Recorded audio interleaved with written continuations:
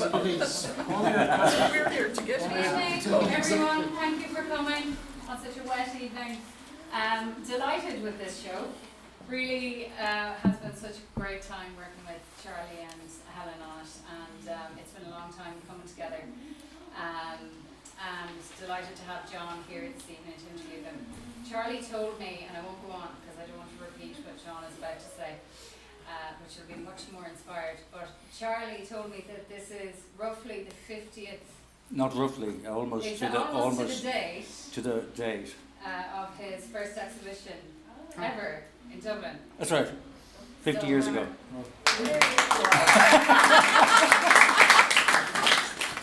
That's a clap for saying alive. We don't have a cake, Charlie, but we'll celebrate later. And, so it's Charlie and Helen's. It's their first time collaborating on an exhibition like this. So really thrilled to have the privilege of hosting it. So John McHugh, we all know from the Custom House in Westport and further afield in Achill, and all the work that he has done over the years for the Heinrich Böll residency there, and also more recently for the, what's going to be called?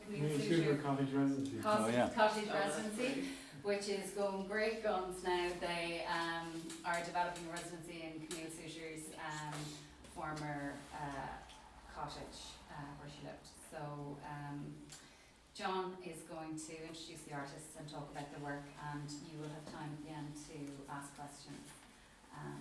Okay, thank you very much, Rosemary. Good evening, everyone, and as Rosemary said, it's nice to be doing something like this on a rainy evening. I don't want to be, thank God it's not sunny.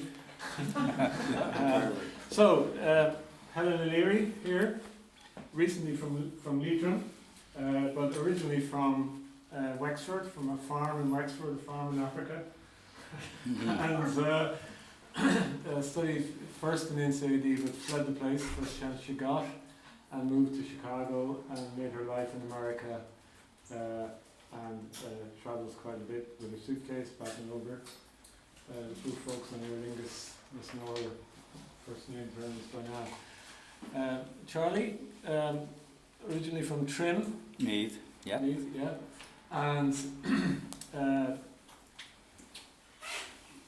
has some connection with Achill, but I'm not sure what. Well, a big connection. Yeah. My mother is from Achill. Simple as that. There you go, you see. But you never had the misfortune to live there?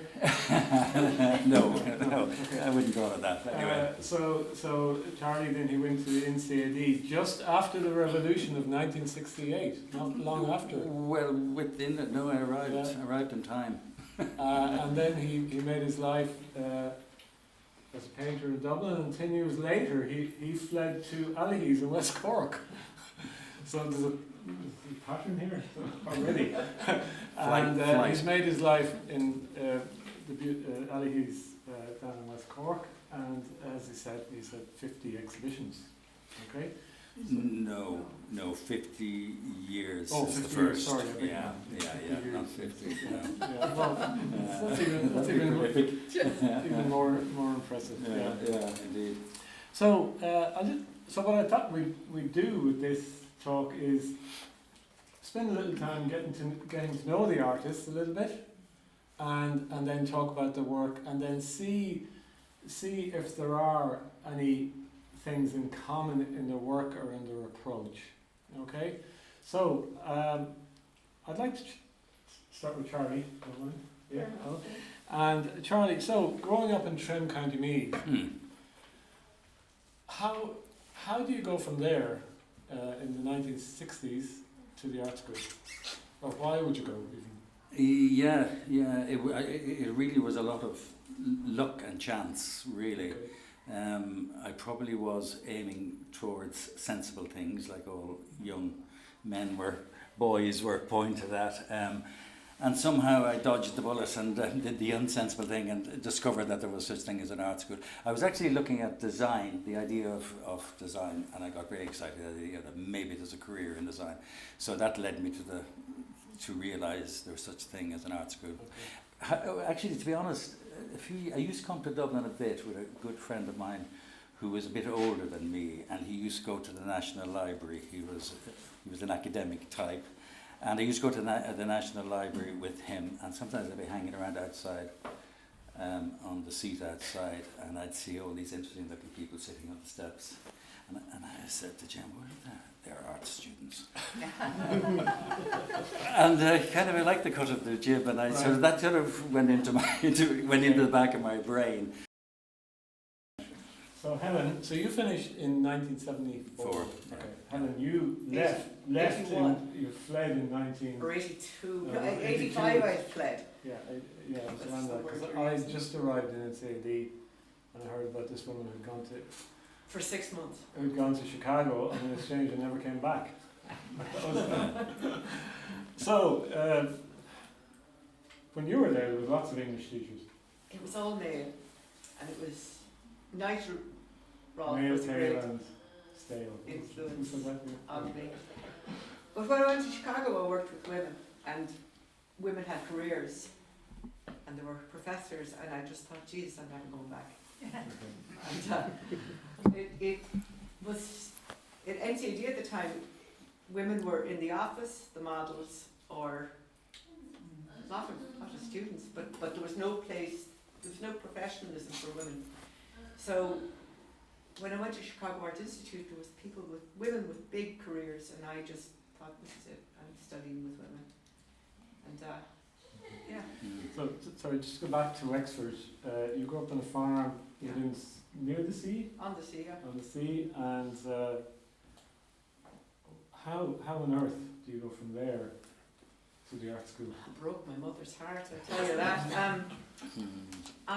I used to paint on stones for tourists because we had a bed and breakfast, bed and and so breakfast. I'd make money with these little landscapes on the stones, and that Do you led have me any- into do you bigger. have any of those? Geez, I kill from now.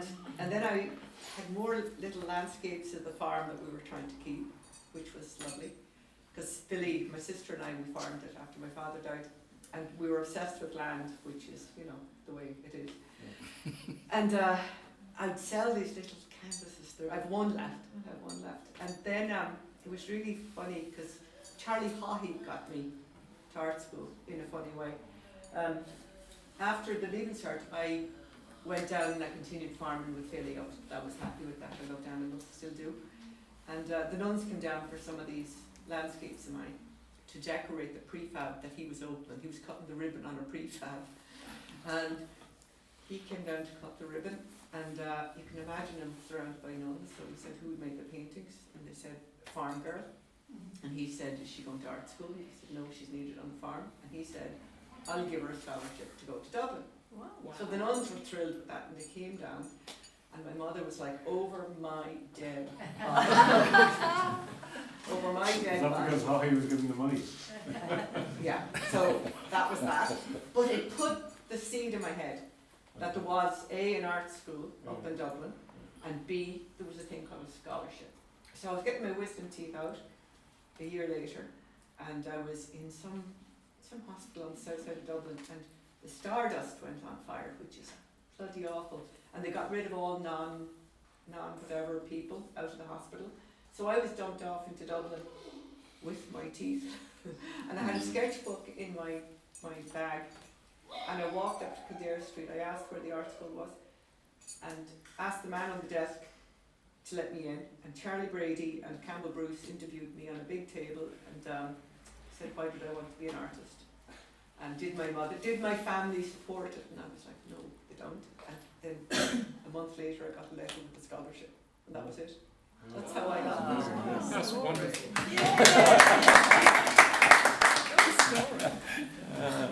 And then you travelled started. And that's when I broke my mother's heart.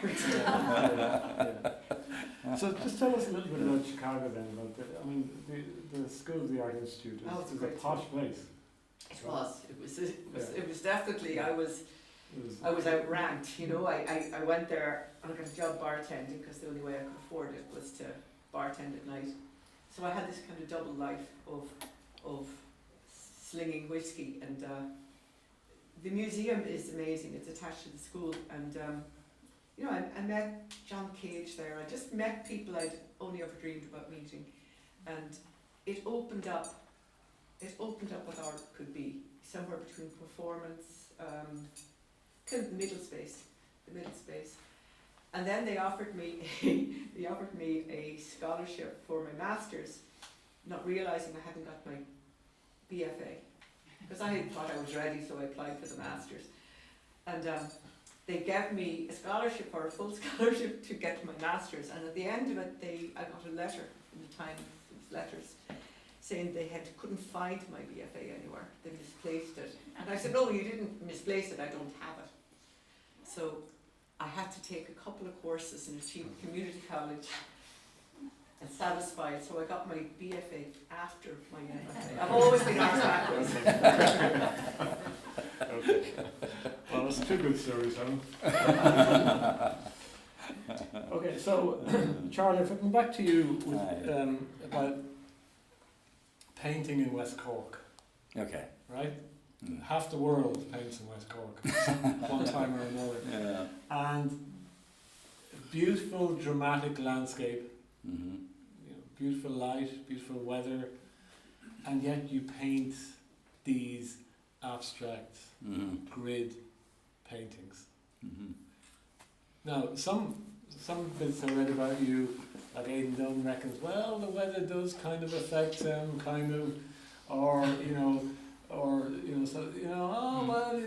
the great space and the bright light of West Cork, affects the paintings. But do they? Does it?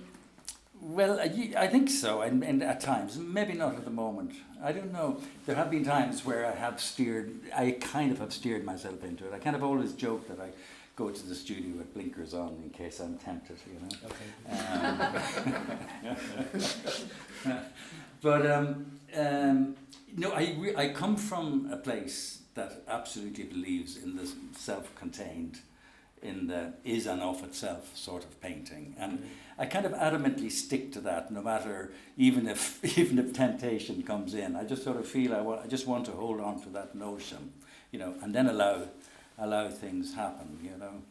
I often think in terms of direction and the direction I go.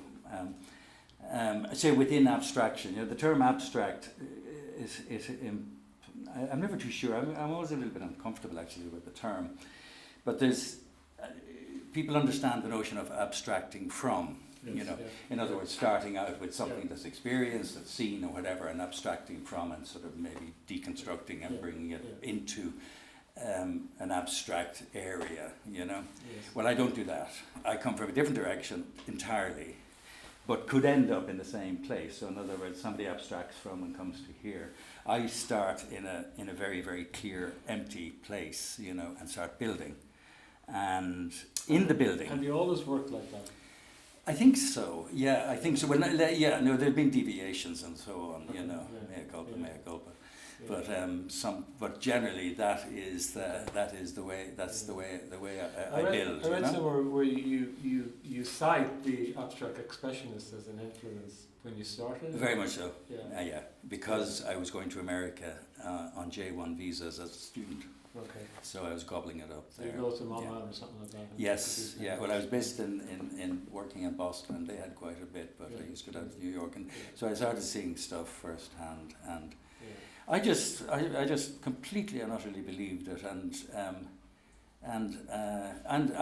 I gobbled it up, and I robbed it, and I threw myself right into it, unashamedly, and even to this day I look back and I'm really happy with what I did in terms of that starting point has continued to sustain you.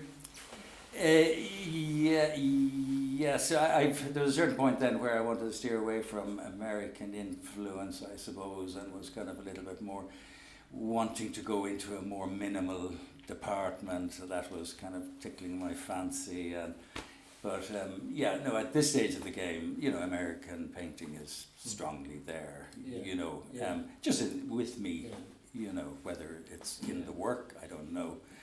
Sometimes with these big things I'm doing, I do feel a bit American. I don't know why. It's just, it can't come around. Yeah. And when you started to exhibit these works, how were they received?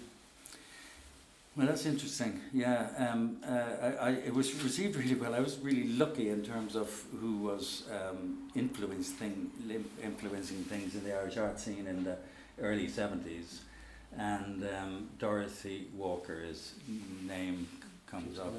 Yeah, and that first exhibition I had was in 1974. It was my last year in art college. I was incredibly precocious and arrogant in a way, and Confident as well. confident. Okay, you stay confident. But the project they actually asked me would I do an exhibition. Of course, I was delighted, and I was working on these very, very huge canvases. Okay. Well, huge as in 6-7 foot by 5-6, that sort of thing. Okay. So I said yes, and we do it. And but then the college was saying no, you can't. And there's I think there's some sort of a ruling that the art college owns your work. Before that you do, yes. Well, that was thrown at me, and we just ignored it, and then I got Who was running the school at that stage? The School of Painting was being run by a man called John Kelly, Okay. a painter called John Kelly, an RHA academic painter. Okay. Yeah. At that point, I had very, very little contact with tutoring, with the exception of some visiting tutors like Charlie Brady, and he was always good to just stir you up, So working down in Ballyheath, Mm-hmm. your blinkers on, going to the studio. What's your daily routine in the studio? But blinkers on, up to the studio. I just clock in a fairly decent day. I'd like to get in there 9-10 Okay. and keep at it. Okay. and stop. But it's constant. Yeah. When I'm in it, I just do it and do it and do it. Like Simple answer. The imagery feels like a routine. It feels like it's made with a routine. Okay. Kind of process. Yeah. Well, I'd like that. Yeah, I'd like that to be there. Yeah. I like the idea of that being there. And just on the grid imagery, obviously, we all know from our art history, the grid was important in abstract art, and even in American abstract expressionism, and Solowit and all these people. Mm-hmm. Were you excited by that work when you saw it? Solowit hugely. Yeah. Hugely. I saw a lot in the latter years in America. The last time I was in America, and it really, I love it, and I loved everything. I love everything he did. I loved his drawing, and I love the fact that you can still have a new Solowit drawing because he's given the instructions and what should be done, and that really appeals to me, because I like the idea of detachment and various detachments from what you're doing, finding a way. It's kind of like finding a way out of the work, finding a way of not being. I've always said I don't want to be a sitting tenant in my own work. Okay. I think that's so important that the artist. What do you mean by that? Like it's finished? It's Well, no, I think certainly that it's finished, but that you're not, that you in there and your indecisions and your picking and poking, that you're gone. That person is gone. Has to be gone. Okay. So that when you look at a work, you don't think the artist, you don't think the person, that the art has an absolute life, autonomy, a beating heart of its own, and that's so important. So that's what so the detachment is very important to me. Helen, so you were in Chicago, working in the bar, okay, in college without a proper degree, and were you studying painting? Yeah. Studying painting. And how did that go? How was college time? It was great. Really, it was great. I had an exhibition right after it and got taken on by a big gallery in Chicago. I was making very large paintings at the time, based on the floor. And I was living on my work in no time. It was kind of crazy. It was a crazy rise to. So when you say on the floor, what you mean? I was looking at other people's marks on the floor, and Okay. I'd paint them and then print them and print them and print them, so they had the look of an abstract expressionist painting, but they had a removal as well. Okay. And that removal was something I was interested in, the idea of taking the margins of other people's efforts and compiling them into a symphony of sorts. Okay. So I had a studio right downtown Chicago that the chairman of the Board of Trade gave me. He was a collector of mine, and he moved his plane out. It was on Michigan Avenue, and moved me in, and it was crazy. I did that for 3 years, just selling paintings, and Eva was born, and it was mad. Mm. It was mad. Sounds- And I got bored sounds with good. making them because the gallery I was with, so Liebman, at the time, just wanted next one. I had a waiting list, 10 people long. And if you're looking at how to, if you need advice on how to kill a career, I could probably do it for you. But I couldn't make paintings like that, because for me, I'd bartend for money, or I'd paint stones for money, but I couldn't make paintings for money. And it was like my soul was for sale. So he'd come with collectors, and he'd want a green one, or he'd want this one, that one. It's a big collector, I mean, it's a big gallery, but he just kind of sapped the beauty out of it for me. And I stopped making them. I couldn't make them anymore.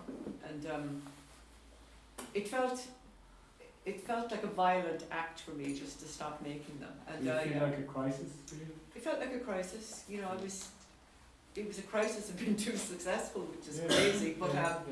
I couldn't. That part of me wasn't for sale. That's what I kept saying. That part of me isn't for sale. So then I took a job out in the middle of nowhere in America at Penn State University, and of course that gallery disappeared very soon afterwards, since I stopped making work.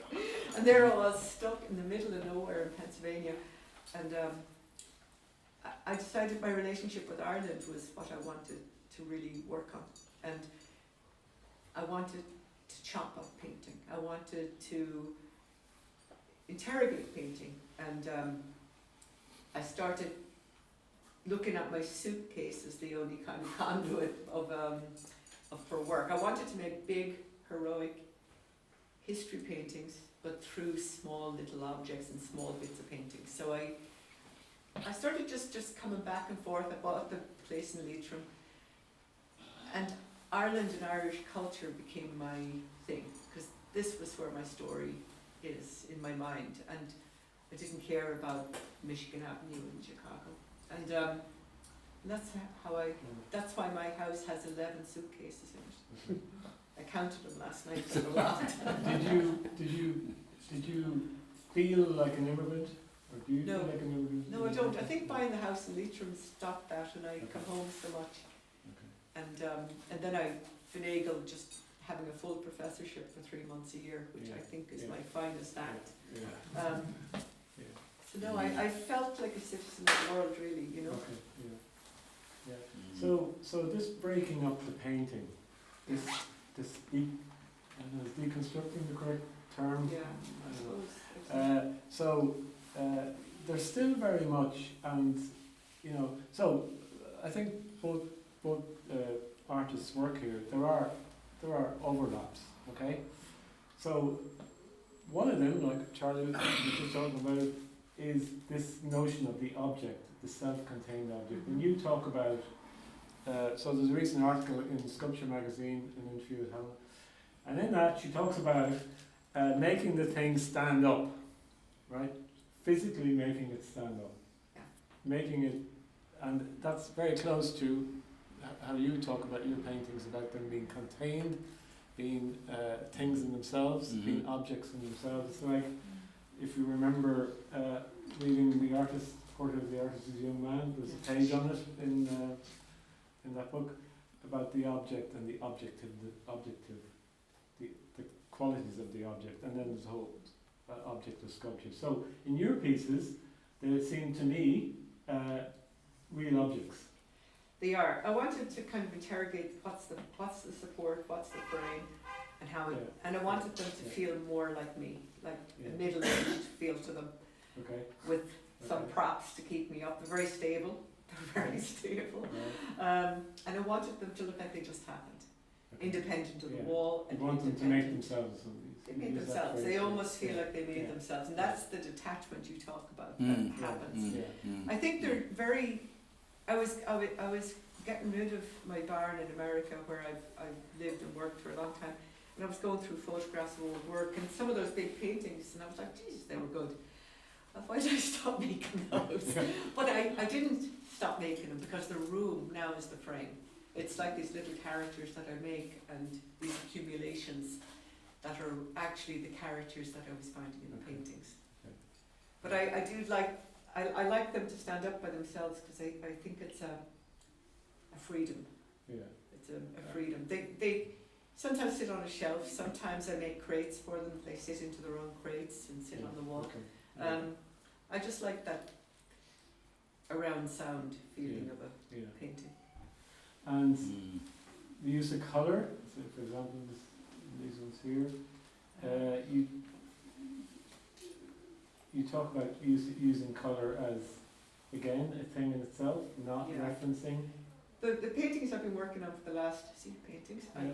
despite Sculpture Magazine featuring me. Yeah. I'm working with the colours of certain places I've called home. So I take dyes and pigments out of sore spots in various parts of the world, Carbon County, Pennsylvania, which is very polluted and Trumpy, Wexford and Leitrim. So I've been working on palettes that directly come out of those Okay. soils. So I end up with kind of a Randy-like palette who's been a passion of mine all my life actually, with various modulations. That orange one is older. Okay. My work takes forever to make and I reclaim everything. So I can work on a piece for 5-10 years, no trouble at all. So they're just reclaimed from my own So use. then the colour, so are you saying the colour then is informed by, Yeah, that one places? completely is Leitrim. Those Okay. colours are Okay. completely Leitrim. okay. And the white is just crushed eggshells. Yeah, yeah. And it gives structure. It gives, The white, yeah. it has chalk under it and linen, so it's kind of like a dress underneath. Yeah. And then it gives it real solidity, which I like. Yeah. Okay, yeah. Charlie, can I come back to you about colour? And I thought when I was reading Aidan Dunn's comments that what he was going to get at was that the colours you use are informed by the weather or the light. Yeah, or the they are. light. They are. Yeah, Yeah, they okay. are. Yeah, Yeah, yeah. That is. I think that is my relationship with colour. okay. But I don't anything to do with the landscape and to do with the environment. I don't chase it, but I kind of allow it, and so you know, it's very intuitive. You know, I use colour in an intuitive way. I'm comfortable with this. I think I know why I am because this is what I'm living in. Simple as that, you know. And I know it's colour that will carry what I ultimately kind of want to do, Right. Yeah. whatever that might be. Yeah. And can I ask you about, again, the colour? You can see in this painting here, for example, Yeah. layering. You layer, there's under layers. Yes. Yes. Can you talk a little bit about that? Like, is that to get a specific colour or texture or a? No, it's not. Yeah, I don't like to be too strategic from that point of view. But it is. I suppose it is in a way strategic insofar as there's no getting away from the fact that I know what will happen if I do this, and this. But what's important for me building a painting is that each movement, which is basically usually laying on a colour, you know, has complete integrity, is a complete moment and event in itself, you know, and that I step back and say, yes, there is, you know, there's what's happening there is absolute, but it's not where I want to be, and then another movement takes place, and so on until it stops. So that does include the allowing of earlier movements. So that, say for example, in a painting like that, there's a bright yellow underneath that sort of more chalky kind of light yellow. I don't end up with a painting like that say, right, nearly there, but I could do with more of that bright yellow, you know, I can't go back. Yeah, You know, okay, that's, you know, that's simple, that sort of simple sort of thing. So it has to be absolutely step by step, you know. How long does it take you to make a big painting? These, I'm sort of, what I'm doing at the moment is I'm working on 4 big ones at a time, and it's, I don't know, 3 months, Okay. 4 months, Okay. you know, just moving around, building. These are so much about line, painting lines and articulating line and finding a way of, you know, it's the whole language, developing the language and until getting it just to the point where it's singing. It's slow. Yeah. But the actual action is fairly contained and fast, you know. Yeah. Helen, how do you work time-wise? How long? I mean, you said you could take 5 years on a piece. Like, what's your routine when you're? I get up really early. I get up around 6 and I'll go straight to the studio. And you're always looking for that surprise in the morning of what you did the night before. I work till about 6 or 7 in the evening. That's it for me. My studio is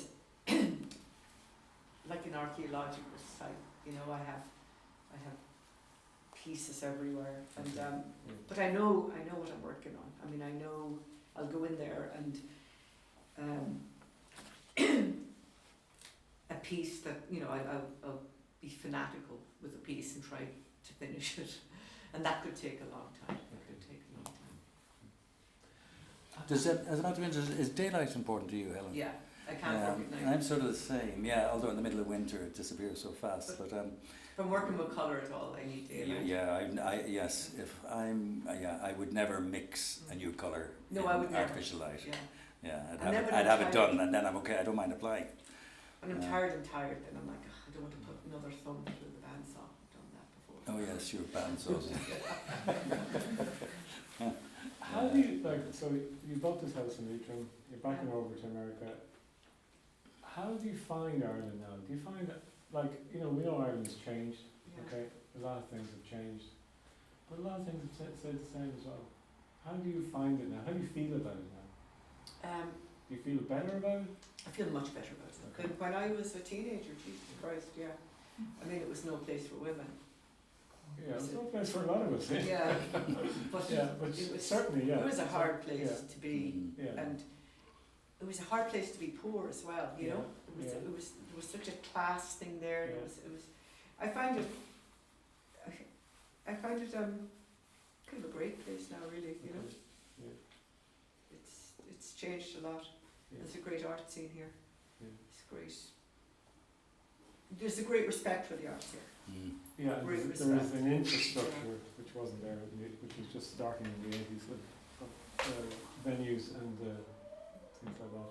Yeah. Wasn't there? Yeah, there's huge changes in The midges in Leitrim, I'd like them to go as seen by my the what?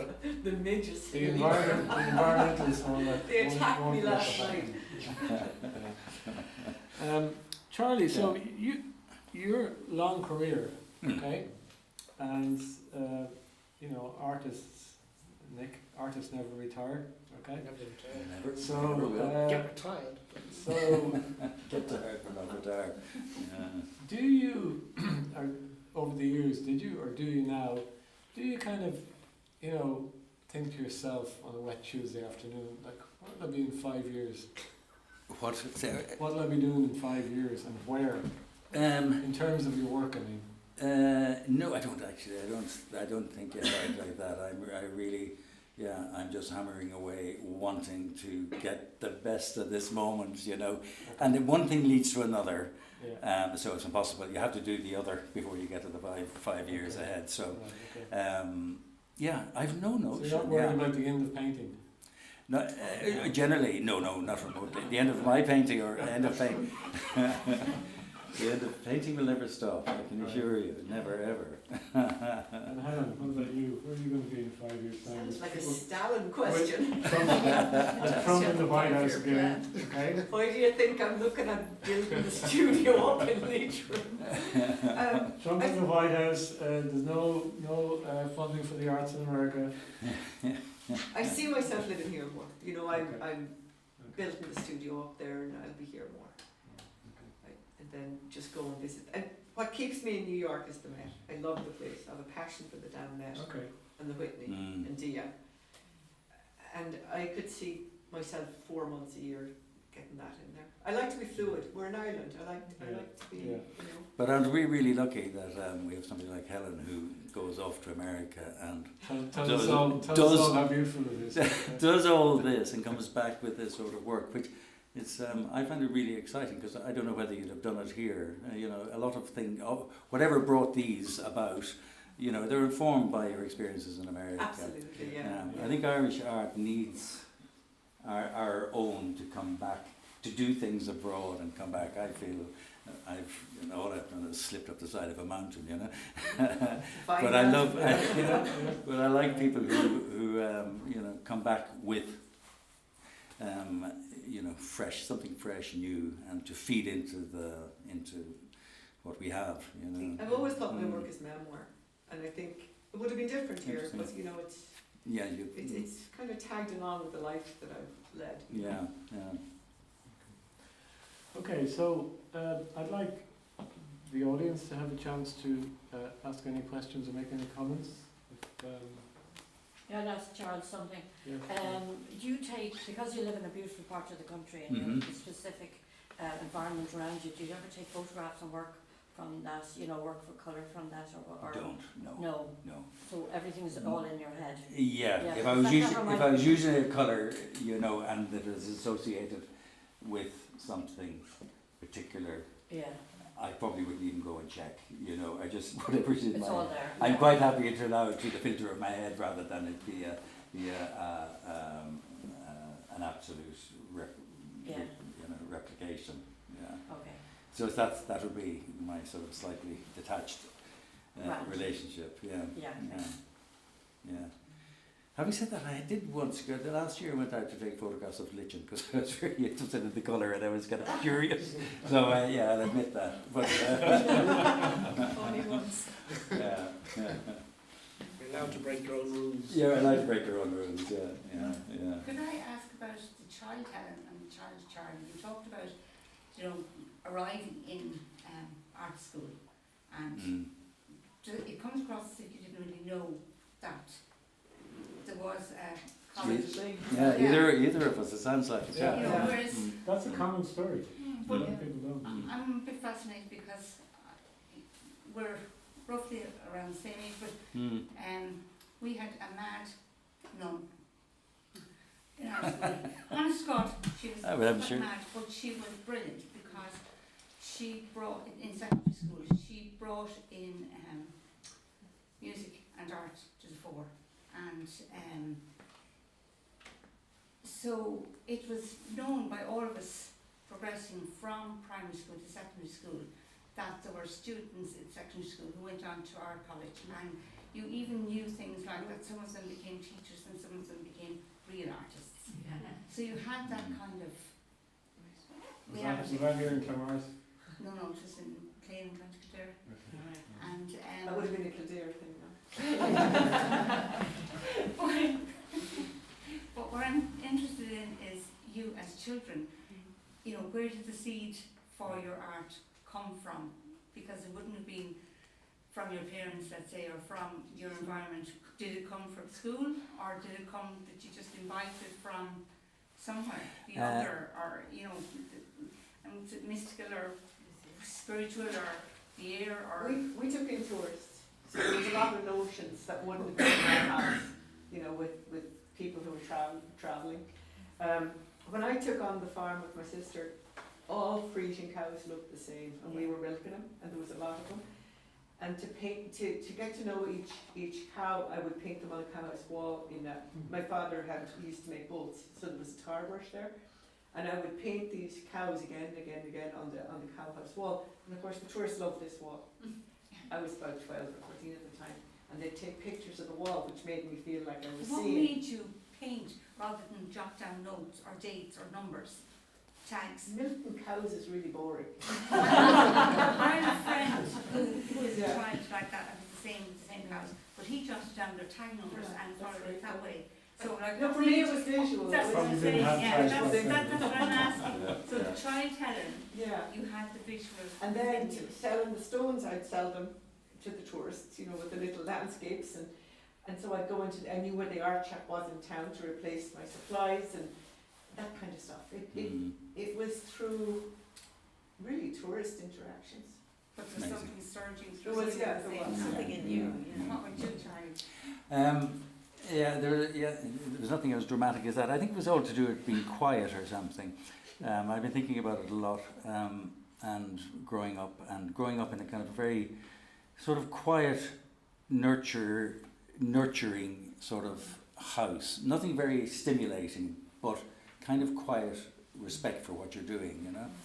And I think that was huge, you know, and I wasn't into sport and I wasn't being beaten onto football pitches, and I was allowed just, you know, be quiet. No, I won't say quiet maybe is the wrong word, but just, you know, be considering, you know. And then the one thing I got, my father taught me fishing, so I did a lot of fly fishing on the Boyne, and that was huge, and that was, I think, it's interesting. I haven't fished since then, but I absolutely regard myself as an angler, you know. So I'm completely. Once an angler, always an angler. And there was something about fishing on the river on the Boyne that I know now at this remove is feeding me all the time in some odd way, you know. And it's just the sort of all the considerations that are involved in fishing. You know, you could almost start listing them off. That they feed it. They're identifiable. You know, and a lot of it is observation and it's waiting, and also sort of failing and again doing it again, going through rhythms of success and failure. So that'd be one place. But nothing too spectacular in terms of bringing me to where I was, but I think it was just that there was care somewhere. There was one, and I was always really aware of anything visual. There was a painter that used to come to Trim to my town and do watercolors, and I remember walking with my mother, and I was tiny, and he was sitting at a watercolor with his easel, so it was right in front of him, and then. So my mother was coming along, hello Mr. Blythe, and they were chatting away. And of course I was nose to nose with this watercolour, you know, and I'll never forget it. It was stuck with me ever since. Well, actually I own the watercolour, which is great. That sort of thing. And so I was really aware of anything to do with art and visual thing.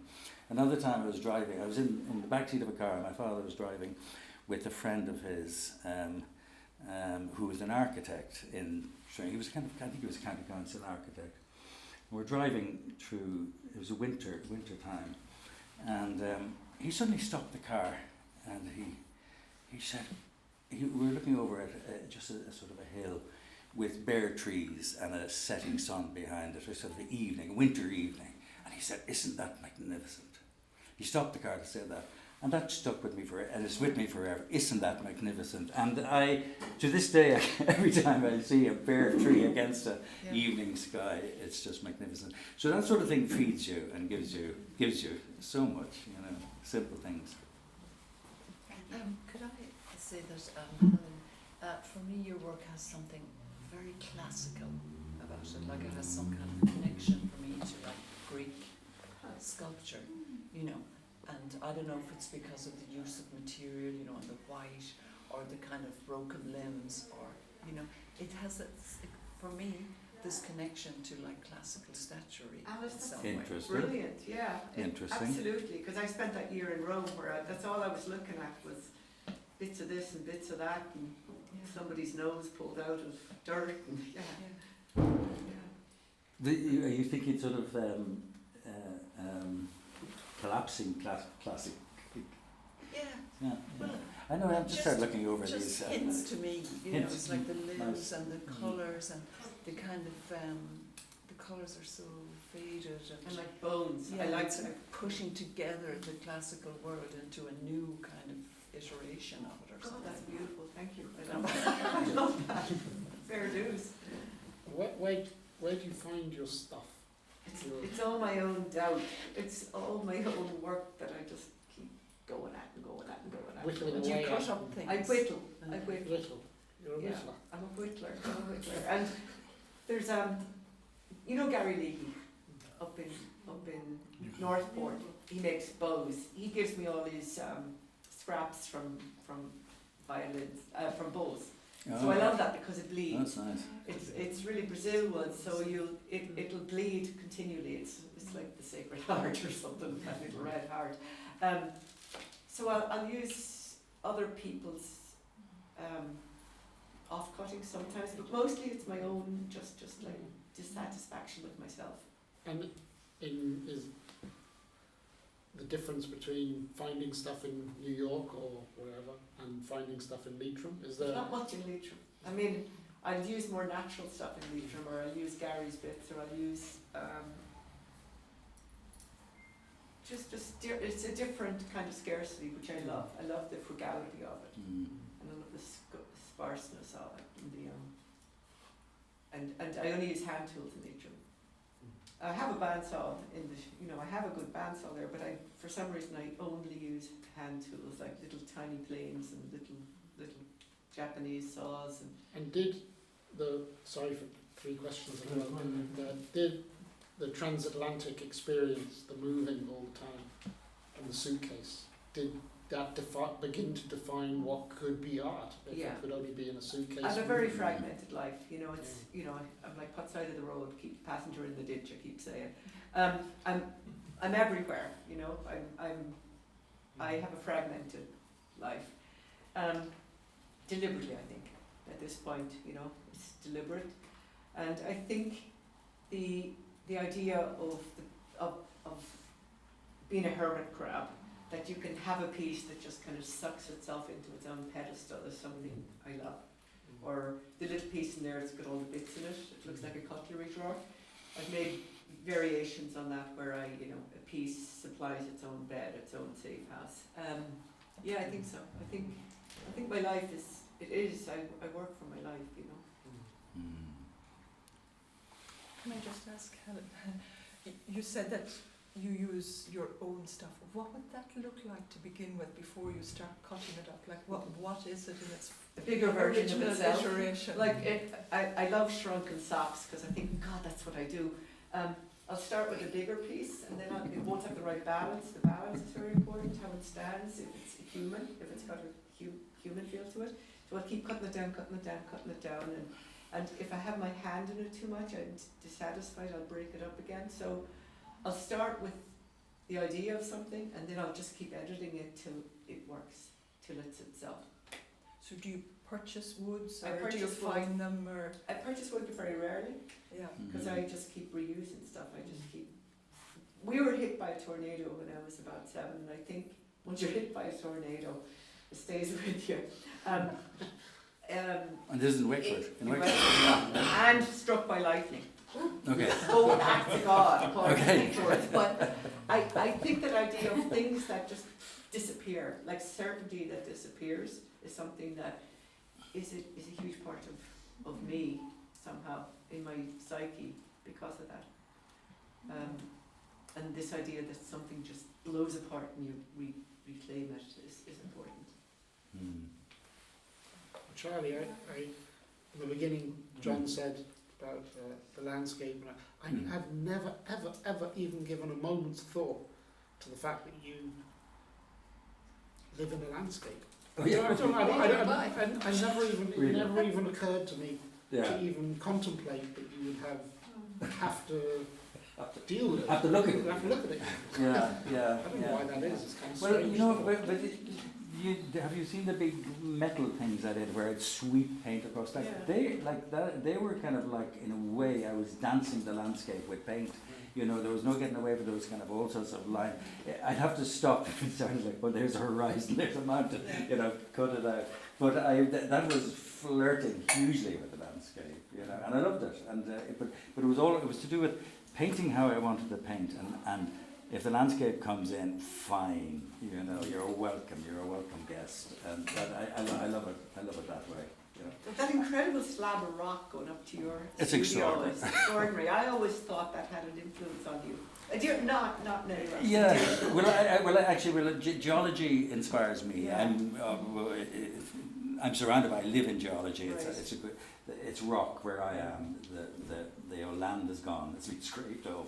So only little pockets. So it's And it's huge gridded. walls of rock. It's gridded in Yeah, the rock. there's all sorts of stuff there. So I find that and the whole layering of strata. It's because it's all red sandstone. So it's laid on, so that's always there. So it's and the power of the landscape gets me, and the time, deep time, and all that, I don't have the immediate response that you might have,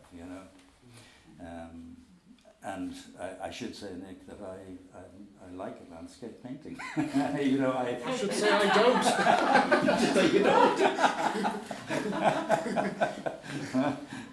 Some of my best friends and all that. I was also, I'm sorry, this is my last thing, but I was thinking, Helen, you left in 85. Yeah. This is how the perceptions of places and being are so different. I arrived in 84. Go on. Is that And to right? me, I was fleeing all the things you were running towards. Yeah. And I came Like here. now I'm fleeing. Yeah, you've caught up. but then for me here, and it's remained that way ever since, bizarrely, I never quite understand it, it just was freedom. Okay. So for everybody else suffering, growing up with So you, being Nick, a woman, you came being from London. From London, yeah. Yeah. So a few people, like Joe Wilson, and if you know him, Yeah. talks about that. He came from Bolton, Yeah. and just before that, a couple of years before, and he talks about coming over here as freedom. Yeah. When I'd be complaining to him that this got a second country. You know? But then I love the fact that people like Helen went to America, and you would suddenly have because everyone was emigrating to America, Yeah. so you had friends all over the world after being in this Yeah. tiny little corner of Ireland. Yeah. Sorry, Alice. Yeah. I was just going to say, I suppose everyone is oppressed by their own culture. Yes. I think you need to be an outsider Yeah. somewhere for me. It was Yeah. important to become an outsider somewhere to come back in. I needed that space. It's nice to be in exile in some way. I kind of regard myself in West Cork as being in exile in a way. I have nothing. Do you think the West Corkians think that? It's the best I can do to go into exile. Any other comments, questions from the artist? Can I just ask, how do you know when to stop? Or how do you stop? Or is it a decision? Or a choice? Yeah, Or is it just like- That's the old question, isn't it? The old Yeah, question. yeah. What's your answer, Helen? I think the piece will tell you when to stop. I've often gone too far. I'll take photos along the way and I'll be like, Jesus, that was a great piece, and I'll try and get back to it. You have to listen and watch the piece. I think that's half the work, really.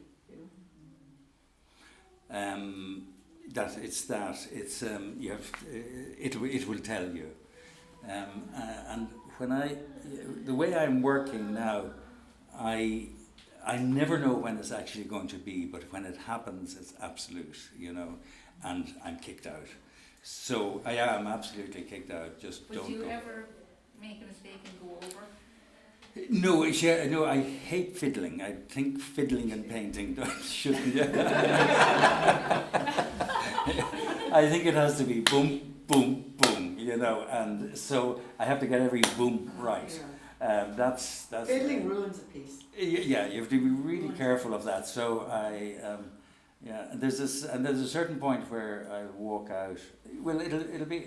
See, I follow a procedure, I'm sort of, I have a plan and a way of laying on. So, I could be listening to music or listening to a podcast or something while just to entertain me, while I'm going through this rhythmic sort of maybe laying on, And so I never look at the big picture. I'm never, I'm not an artist who goes back and goes, none of that. I just do what I've decided to do, and then that could bring me there. Well, I usually know it's, I have a sort of a rough plan of, building, and I like the stuff of paint, so I like a lot of paint on it, so I know it'll go on for a while. Just on that, Yeah. so do you not have any room for the process itself informing? Let me see. Oh God, I do. You said you I had a do. plan, you work towards it. Yeah. Yes. Well, that plan is the process. It's a lot to do with the whole detachment thing is really important to me. You know, that I do something that is not indulgent, that I'm not, playing with myself. You know, that I am working towards, something bigger than me. Always. Something objective. Yeah, so there's always that detachment. So I do kind of follow these processes, and I would like to think that I'm in there in some way, but not in an indulgent sort of a way. That's sort of important, Yeah. I work in an opposite way, I think. I try to, sometimes I can just, if I follow the wrong side of my brain, it's too obvious. I have to let the materials play for me, and I have to get rid of most of myself to just let the materials happen and see what can happen with intuition. So in that instance then, sorry, no, Charlie, but women and hormones now, do you go through phases where you just can't settle to a piece of work because, outside influences or inside influences annoy you? But then I'll go to other pieces. I've always Right. got other things going on. Yeah. That's always There's- to be able to do that is important. I work in compartments. Okay. So I might work on a ceramic bit, or I might Yeah. work on a base bit, or a Yeah. crate. And then I'll work on the kind of work part of things, not the magic. And that's why I come down at 6 in the morning going, is it what I thought it was, or no, I wrecked it. That's what I do, I'm that's more than 6 in the that, morning. Sorry, no, but you said back in the early days when things were going really well commercially, that's going for you. Did that ever rear its head again? Did you ever have to, did you always stay true to yourself then? Yeah, pretty much, yeah. Absolutely. After that was like, never not going that way again. Yeah. And I've been successful, but on my own On your terms. own terms. On my own terms. Yeah. And Charlie, how did you navigate the galleries? Kind of navigate the galleries and what representation and all that. No? Yeah. How did you get on with them? And With were you ripped off? And will I tell it all here? Will I tell it all now? Where's that question come from? No. Well, I started out working with Project Art Centre and showed had two exhibitions with them, and that was great because you felt you were a little bit outside the commercial gallery world, and which suits arrogant young artists. But no, I've been very lucky after that. And I've been with the same gallery for an awful long time. And it has worked, And you've had a couple of opportunities to exhibit abroad representing Ireland and Paris. I've done a number of things. Yeah, back in the day. I think when you're young, you get these gigs. Again, Dorothy Walker. None of you guys came under her. Did you come under? She was extraordinary. She had a lot of clout, and she was whatever commissioners, is that what you call it, for a lot of these international shows. So I did a couple of those with her. And did that experience of exhibiting overseas and representing Ireland, did that inform your work after that? Not particularly, I'd say. No, I wouldn't. I can't imagine. I can't say that. No, I've been fairly Ireland centric really all my life with my work, But I do look out. But I seem to. This is my arena. And I'm comfortable in it. I have one question, just in relation to the last sort of remarks you've been making. There's a balance to be struck between fame, recognition by other artists, and your own talent, and not getting your soul sucked out of you and all that. Now you're maybe at the mature stage of your career, and you meet emerging artists, or maybe mentor emerging artists. What do you think is your message or support to them, or what can you share from your own experience, your own as an artist? If the system doesn't work for you, make a new system. That's what I tell young artists. And oftentimes, you know, I'm looking at people who are making collectives and looking at young artists who are doing their own online exhibitions and magazines and working collectively rather than in waiting for the eye of God to pick you up and make you an art star. I just think community is absolutely number one for young and old artists.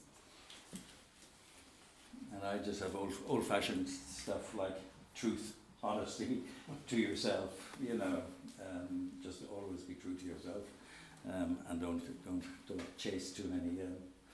I don't know, false gods. Whatever, you know. But yeah, I think you really just have to find yourself, know yourself. You know. And that's an ongoing process. I mean, Yeah. getting to know yourself. Do you think you know yourselves now?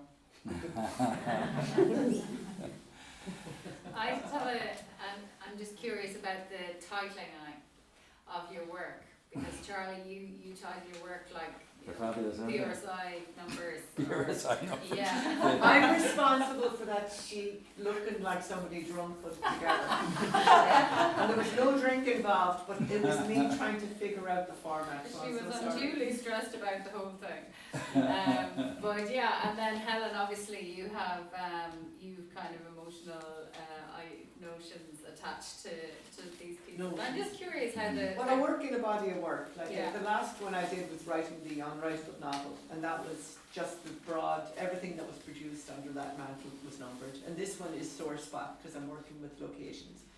So it's is it in your head as you work, or is yeah, it, it's in my head, Yeah. this series, and then when I'm done with that project, then I'll move to something else, and it'll be something else.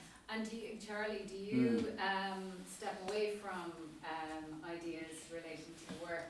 You know, are you kind of No, well, I entertain a lot of ideas in the work, and you know, these grid things are kind of follow a very particular way of building, and that way encompasses ideas and notions that I have, and that inform the painting and inform the making of the painting for me. But at the end of that, I don't think what I have been thinking about actually necessarily needs to be known, because I believe the painting moves on from me, you know. stands by itself? It stands up by itself. It stands up by itself, and also the thoughts that I have are quite contained and simple, and I think there's room for more, you know. So if I kind of focused on what I was entertaining, we call it, and left that as the guiding title, it restricts the painting, you know.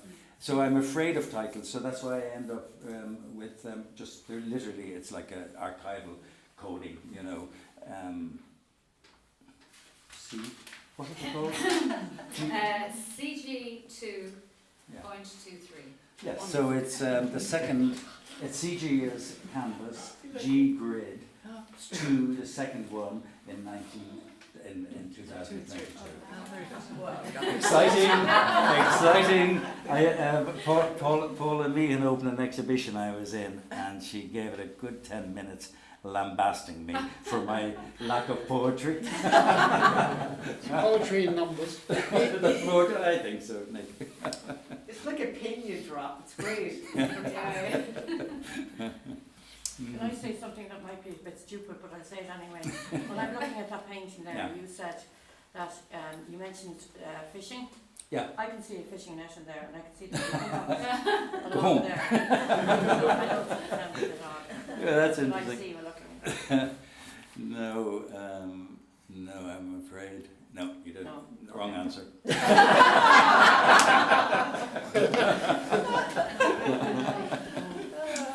Okay, well, We've held you hostage long enough. yeah, so I'd like to thank, first of all, I'd like to congratulate Helen and Charlie on this wonderful exhibition and the gallery. Claremorris Gallery for Yeah. hosting it, and Irish customs. for letting it in. Yeah.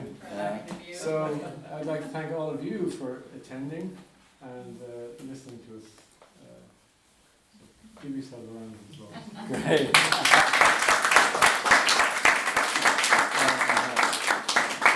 Well, could I just maybe thank Rosemary? Oh my God, yes. Yeah, for putting us together. Yeah. Yeah, yeah.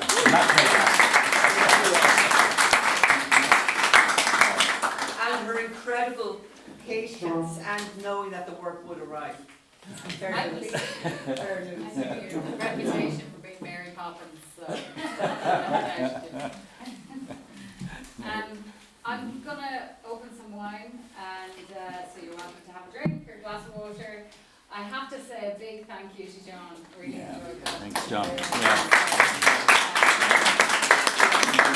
Absolutely.